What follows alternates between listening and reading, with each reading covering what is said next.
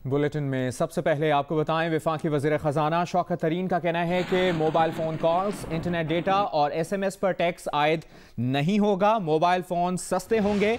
तमाम बड़े स्टोर्स पर सेल्स टैक्स लगेगा। गरीब के लिए टैरिफ नहीं बढ़ाएंगे।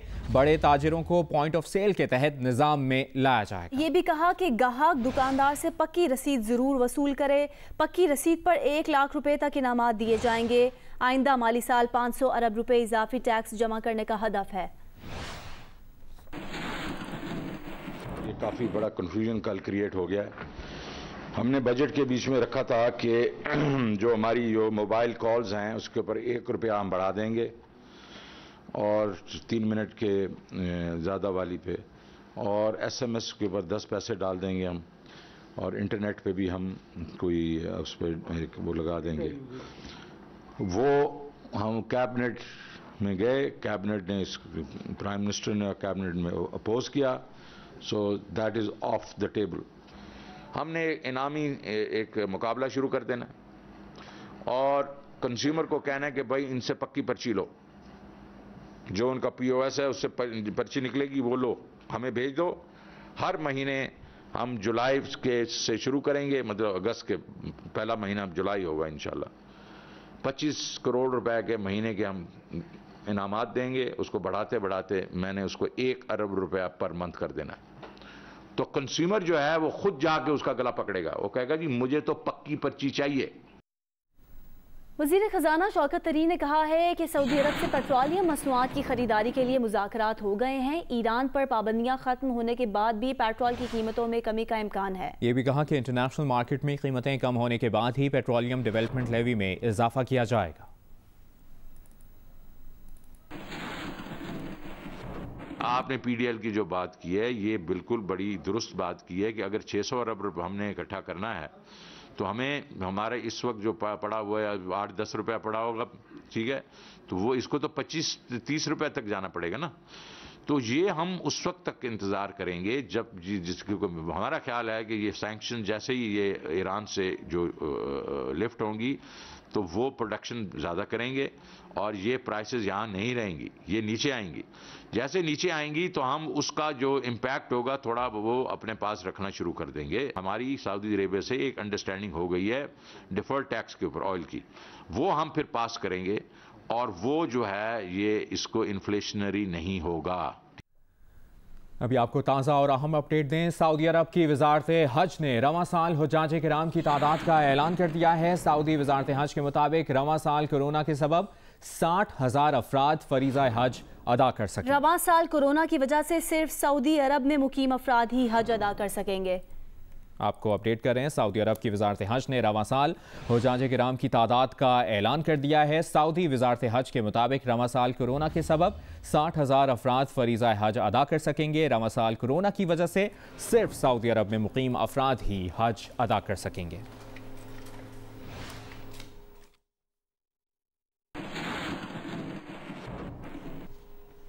वज़ीर आज़म इमरान खान ने ओंटारियो वाक़े के बाद हुकूमतों पर नफरत और इंतहा पसंदी के खिलाफ इक़दामात पर जोर दिया है। वज़ीर आज़म इमरान खान ने आलमी नशरियाती इदारे को इंटरव्यू में कहा है कि ऑनलाइन नफरत और इंतहा पसंदी के खिलाफ आलमी रहनुमा इक़दामात करें। ओंटारियो वाक़े के बाद हर पाकिस्तानी अफसुर्दा है, इस इक़दाम के खिलाफ सख्त एक्शन होना चाहिए। उन्होंने कहा कि नफरत फैलाने वाली वेबसाइट्स के खिलाफ भी एक्शन होना चाहिए। इस मामले को कैनेडियन वज़ीर आज़म जस्टिन ट्रूडो के साथ भी उठाया है। कैनेडियन वज़ीर आज़म इस्लामोफोबिया और नफरत अंगेज़ मवाद के खिलाफ इक़दामात को समझते हैं। आलमी रहनुमाओं ने जब इस पर एक्शन लेने का सोचा वो निमट लेंगे। मगरबी ममालिक के रहनुमा इस बात को समझे ही नहीं। These hate websites which again, as I said, would divide humanity by creating hatred. Unfortunately, I mean, while there are so many benefits of social media, it's changing the whole world. But this one particular bit, when there are these hate websites which create hatred amongst human beings, there should be an international action against them. Canada में शहीद Pakistani family के 4 अफराद की नमाज जनाजा आज London Ontario में अदा की जाएगी। फिजियोथेरेपिस्ट सलमान, उनकी वालिदा, बीवी और बेटी को एक दहशतगर्द ने ट्रक से कुचल दिया था। वाक़े के खिलाफ लंदन ओंटारियो में गुज़िश्ता रोज़ मुख्तलिफ मज़ाहिब से ताल्लुक़ रखने वालों ने मार्च किया। नस्ली तासुब के खिलाफ आवाज़ उठाने वालों में हर रंग व नस्ल से ताल्लुक़ रखने वाले शामिल थे। जुम्मे की नमाज में शहदा के लिए खुसूसी दुआ भी कराई गई। वाक़े की जगह और यादगार पर फूल रखने का सिलसिला जारी है।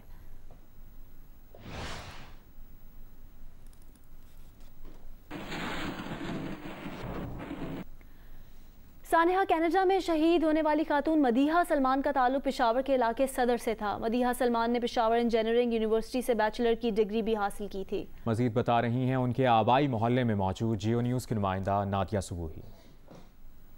जी, मैं सिर्फ पेशावर सदर के उस इलाके में मौजूद हूँ जो आबाई इलाका है मदीहा सलमान का। मदीहा सलमान को चंद रोज़ कबल उनके ख़ानदान के 4 अफराद समेत इंतहा पसंदी का निशाना बनाया गया था कनाडा में, जिसके बाद उनके ख़ानदान के 4 अफराद शहीद, जबकि उनका बेटा अब तक अस्पताल में है।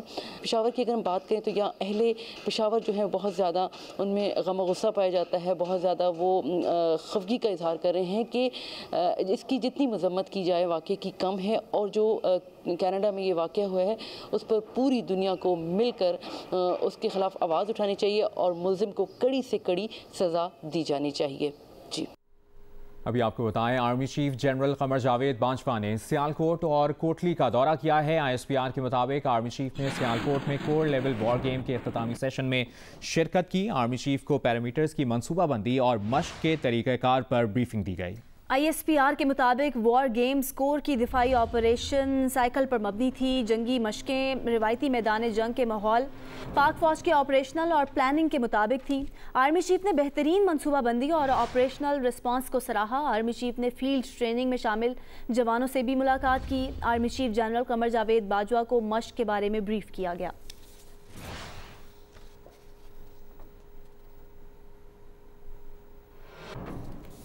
Army chief general Qamar Javed Bajwa ने सियालकोट और कोटली का दौरा किया है। ISPR के मुताबिक आर्मी चीफ ने सियालकोट में कोर लेवल वॉर गेम के इख्तितामी सेशन में शिरकत की।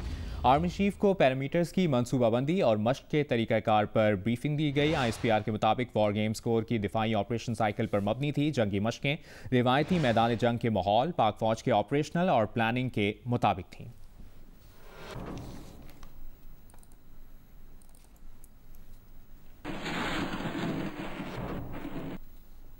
अभी आपको बताएं, कराची पुलिस का कहना है कि उस्मान इंस्टीट्यूट ऑफ टेक्नोलॉजी के डायरेक्टर के कत्ल की वारदात में मुलविस 2 मुल्जिमान को गिरफ्तार कर लिया है। दोनों मुल्जिमान धोराजी कॉलोनी के रिहायशी हैं। मजीद जानते हैं नुमाइंदा जियो न्यूज़ तलहा हाशमी ने हमें ज्वाइन किया है। तलहा, अब तक क्या इन्फॉर्मेशन मिली है? देखिए, दोनों हैबिचुअल क्रिमिनल हैं। गुज़िश्ता रोज इन्होंने उस्मान इंस्टीट्यूट ऑफ टेक्नोलॉजी जी के जो डायरेक्टर हैं ज़ाहिर अली सैयद, उनको उस वक्त निशाना बनाया था जब वो अपने ड्राइवर को उतार के अपने घर जाने की कोशिश कर रहे थे, तो उन्होंने उनको रोका। मुज़ाहमत हुई। मुज़ाहमत के दौरान उन्होंने एक गोली चलाई जो कि उनके दिल पे लगी थी और वो जांबाग हो गए थे। इन दोनों को गिरफ्तार कर लिया गया और उनका एक तीसरा साथी जिसने इसे पिस्टल दिया था वो PIB का एक ड्रग डीलर है, और इन तीनों को गिरफ्तार कर लिया गया। जो इब्तिदाई तफ्तीश है उसमें सामने आया है कि दोनों धोराजी कॉलोनी के रिहायशी हैं और हैबिचुअल क्रिमिनल हैं, नशे के आदी हैं। गुज़िश्ता रोज जब इन्होंने ज़ाहिर अली सैयद से, एक उस्ताद थे, एक बहुत ही काबिल और पढ़े लिखे आदमी से, उनसे जब छीना झपटी की कोशिश की तो उन्होंने इसको कुछ बातें सुनाई जिस पर वो मुस्लिम तैश में आके उन्होंने फायर किया। वो मौके पर ही जांबाग हो गए। ये जो पिस्टल था इन्होंने उससे लिया था जो कि मनशियात फरोश है PIB कॉलोनी का, और ये वारदातों से हासिल होने वाली रकम को आधी करते थे। ठीक है, तलहा हाशमी अपडेट कर रहे थे हमें, बहुत शुक्रिया आपका। और अपडेट ये भी है कि नैब रावलपिंडी ने आसिफ जरदारी के खिलाफ पार्क लेन रेफरेंस में मजीद गिरफ्तारियां की हैं। साबिक मेंबर एनवायरनमेंट CDA मियां वहीदुद्दीन को गिरफ्तार कर लिया गया है, जबकि नैब ने साबिक नायब तहसीलदार मोहम्मद इकबाल को भी गिरफ्तार किया है। मुल्जिमान पर 118 कनाल से ज्यादा जमीन पार्क लेन को गैर कानूनी तौर पर मुंतकिल करने का इल्जाम है। नैब ने दोनों मुल्जिमान का एहतसाब अदालत से जिस्मानी रिमांड भी हासिल कर लिया है। जज मोहम्मद बशीर ने मुल्जिमान का 14 रोज का जिस्मानी रिमांड मंजूर किया।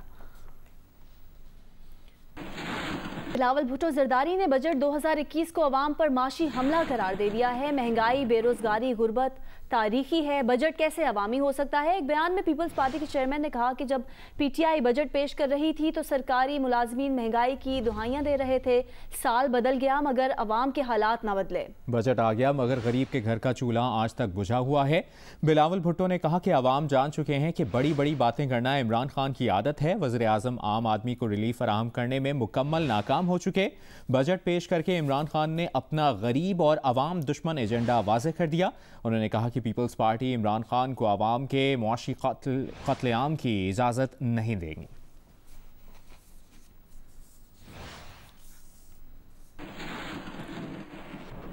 वज़ीर मुमलिकत बराए इत्तलात फ़ारूक हबीब का कहना है कि वज़ीर आज़म ने तनख्वाहदार तबके पर बजट में कोई टैक्स नहीं लगाया। उन्होंने कहा कि सूबों को महसूलात में इजाफी हिस्सा देने का फैसला किया। सूबाई शेयर 2704 अरब से बढ़कर 3412 अरब हो जाएगा। ये इजाफा 25% है। उन्होंने कहा कि वज़ीर आज़म इमरान खान को पिसे हुए तबकात का एहसास है। एहसास कैश प्रोग्राम, सालाना 50,000 एहसास, अंडर ग्रेजुएट स्कॉलरशिप्स, लंगर खाने, पनागाहें हैं। फारूक हबीब का कहना था कि एहसास प्रोग्राम में 210 अरब को बढ़ाकर 260 अरब कर दिया गया है, जो 24% इजाफी है।